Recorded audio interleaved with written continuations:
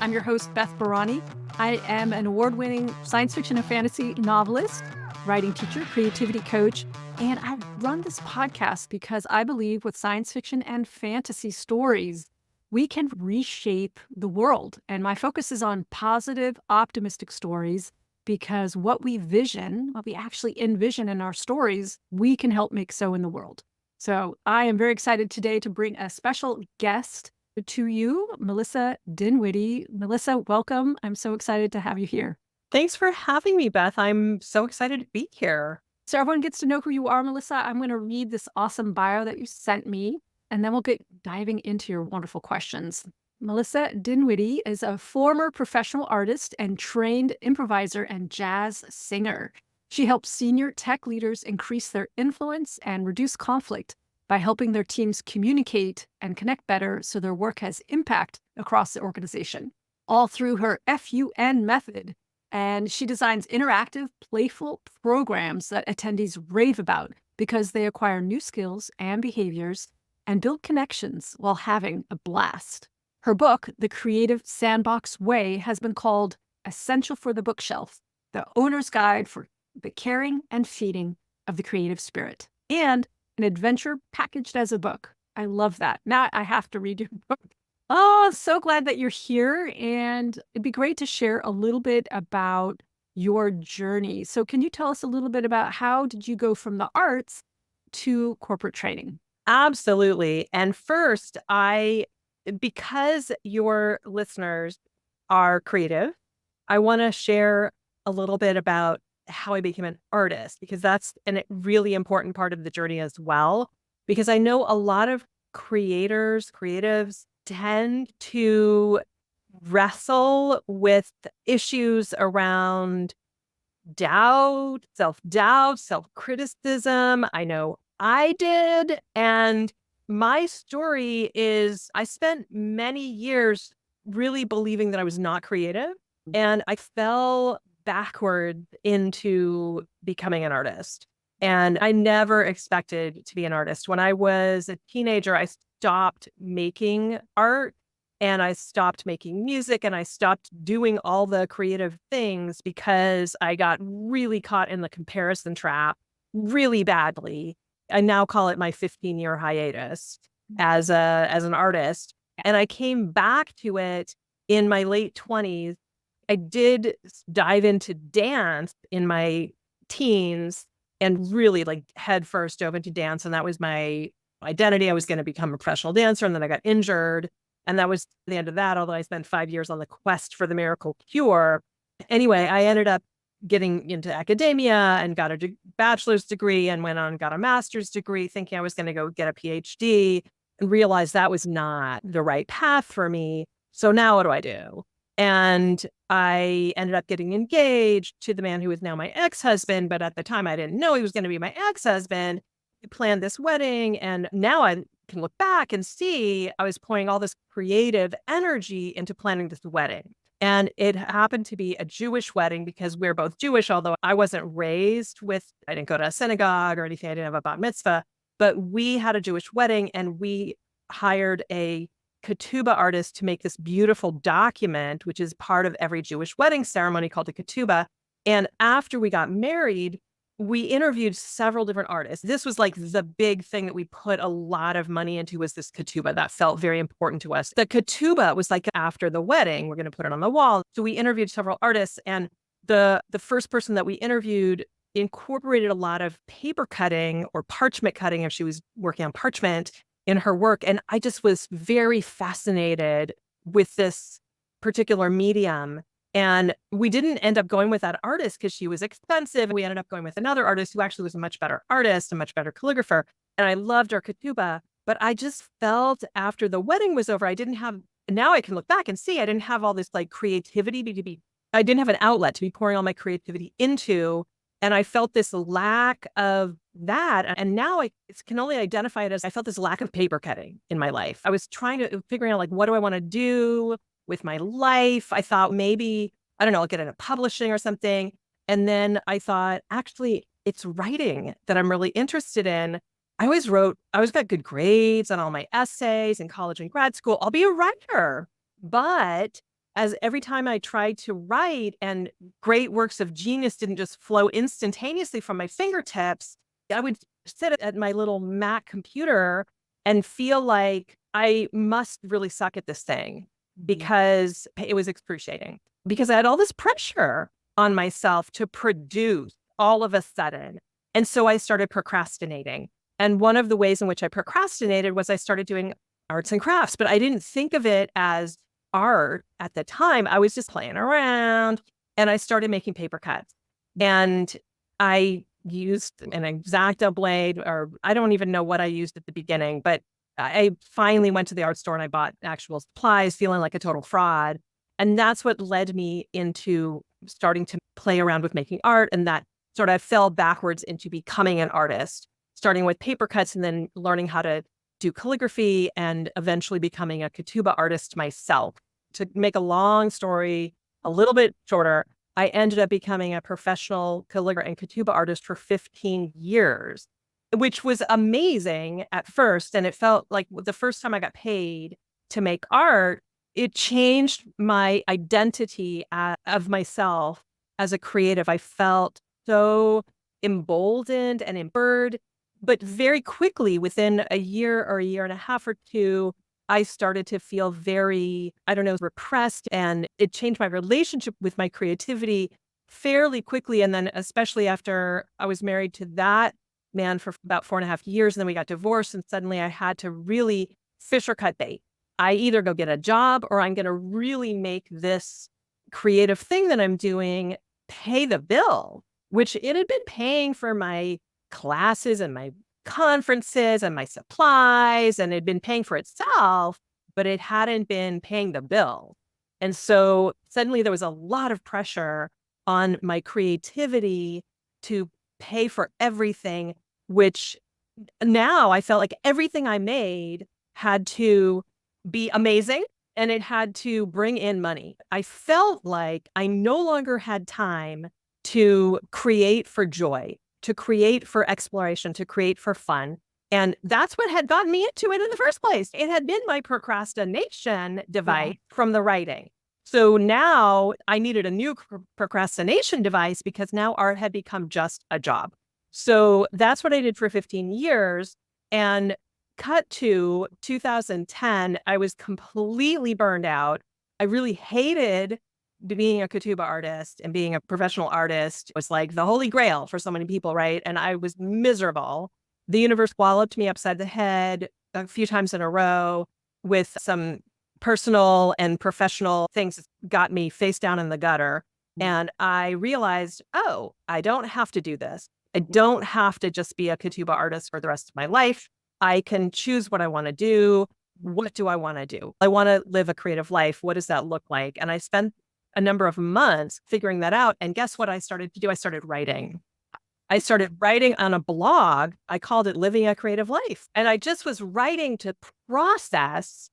I wasn't writing to make money. I wasn't writing to impress anybody. I was writing to figure out what this creative life was that I wanted to live.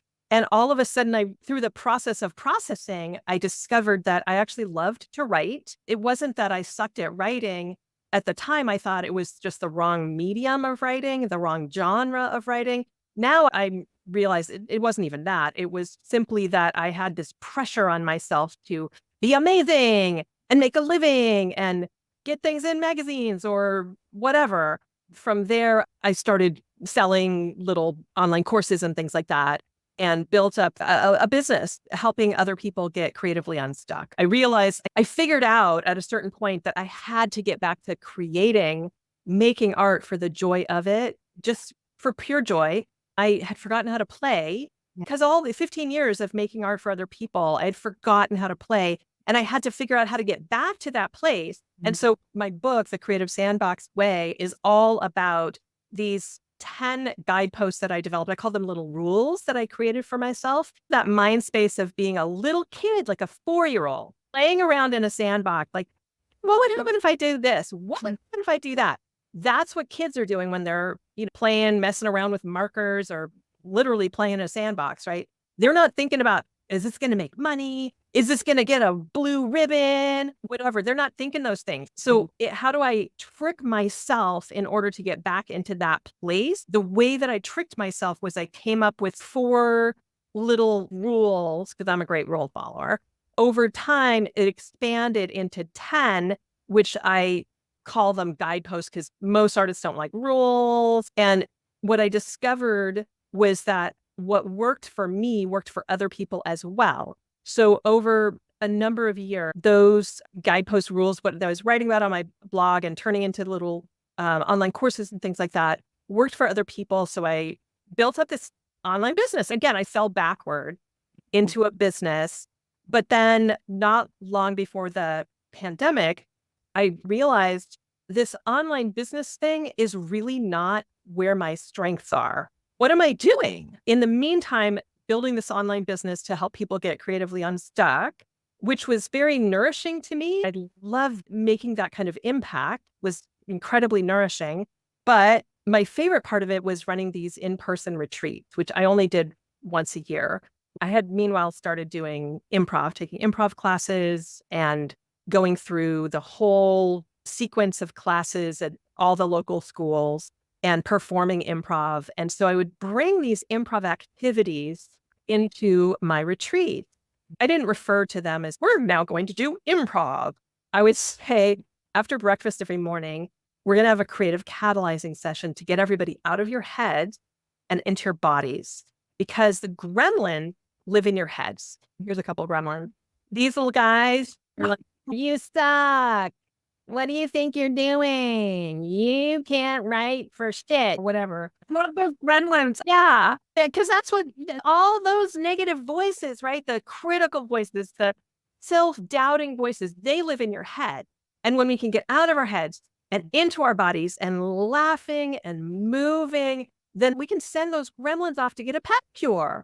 And then we can get down to the work of our creative thing and dive into that uncertainty, which is where we have to be in order to be creative. So every day after breakfast, I lead these creative catalyzing sessions, which is basically a bunch of improv games to get people laughing and moving. And people will say often that it's their favorite part of the retreat. So a number of years of this, I found myself thinking, wow, this is exactly the same thing that I would be doing with a business team, a team of leaders, a team of executives, a team of engineers, a team of who knows, it could be any team. I would be leading them through the exact same activities. I would just be debriefing it differently depending on what skills they need to work on or whatever issues they're needing to solve for. So why don't I pivot and start a consultancy and make an impact in that world where they actually have money to pay me? And it took me a while to make that shift because I had to deal with the gremlins in my head that said, you can't do that. You don't have any experience in corporate. So it did take a while. And since I didn't have a network, I didn't come from that world. It was like starting at the base of Mount Everest and climbing up that, learning how to sell into big companies. And all of that has been a big, huge shift because selling B2C is totally different from selling B2B as an individual into big companies. It's just a completely different landscape. And I've had to learn that. Anyway, so I was just starting to get a little bit of traction. And then this little thing happened called the global pandemic. And here I was like, oh, I'm doing everything in person now. What am I doing with this online business? I'm shifting everything to in person. And then this global pandemic happened. And then I thought, well, now what am I going to do? But then I looked around and realized a lot of people are really struggling with what to do on Zoom. And that's something that I can help with. So I spent about 3 years, not only doing virtual sessions, but also helping people do Zoom better, basically. So I did a lot of curriculum design for different organizations, helping them do virtual instructor-led trainings, designing them, training their staff to lead them. I did a lot of work inside of Facebook, helping them train research managers on how to communicate for influence using improv tools all virtually. Yeah. So that's the story. I know that was kind of long. I think it's really great to hear your journey. I've been a creative entrepreneur now for 17 years and had such a ups and downs and all arounds and ended up working for myself. Okay, let's just jump into the deep end, working for myself. And how do I do that? And so it's great to hear your journey. Creative writers who want to build a career that's their own thing, it's going to look different for everybody. And to hear your journey and how it's not a straight path and we don't have it all laid out and we don't have all the answers 5 steps ahead. Sometimes it's just, now what? And we figure it out, we jump in. And so I love hearing your story because you're demonstrating how we have to trust the unknown, trust the creative process, trust what's emerging. And it's not predictable and it can be a little scary, a little off-putting sometimes. At least for me, sometimes I'm like, what? I want to do what? I want to make a movie? Girl, I've been wanting to make a movie for like almost 17 years. And now I finally am. I am ready. I'm finally doing this thing. That's awesome. It's a short film. It's actually literally the teaser to a TV pilot. It's a film and we're going to make the thing. And then after that, we'll decide, figure out what's next. I have the vision, but will it happen? I don't know. We never know. This film, I know, but the next one, I don't know. The TV show, that would be cool. Wow. What you just described is exactly my experience, certainly as a business owner. It's constant uncertainty. It's constant experimentation. It's constant, that didn't work. Let's try something else. I've had to do a lot of mindset work to what's the word? I have a tendency, or I've had a tendency to pathologize, be like, oh, I just suck at this. I'm just a failure, or it's my problem or something. And it's been really helpful to have good support to reframe and turn it around and help me see that, no, actually, that is what it means to be in business. That it's just you try things and sometimes they work and sometimes they don't. And you go on social media and I'll use the highlight reels of everybody else. So you think that everybody else is doing great all the time. But in reality, everybody else is having the same situation. There's ups and downs. And you look at famous people and how many famous billionaires do you know who've had multiple bankruptcies? And failure, I see a lot of beginning writers coming to me so upset that their first drafts suck. And I'm like, yeah, that's called a first draft. It's meant to suck. Very few writers can write a really polished first draft. Even good writers have to go over their work, and their first draft is not the same as their final draft. So we don't demonstrate for the world the early versions, the mess ups. Oh, yeah, I tried to launch that class. It didn't work. I tried it this way, and oh, that took off. And that's why we have this form of the business right now. Or the story idea came out this way, but I didn't really like it. So everyone told me these ideas and I tried it and oh yeah, that worked much better. You don't know until you try it. That's it for part 1 of my conversation with Melissa. Stay tuned until the next episode where I have Melissa explain her FUN method. Also in part 2, we're going to demonstrate her fun method on me. And then in part 3, we will talk about how to write the future and tie that into her wonderful methods. Be sure to check out my world building workbook for fiction writers if you want to inject some fun and support into your world building for your science fiction and fantasy story. That's it for this week, everyone. Write long and prosper.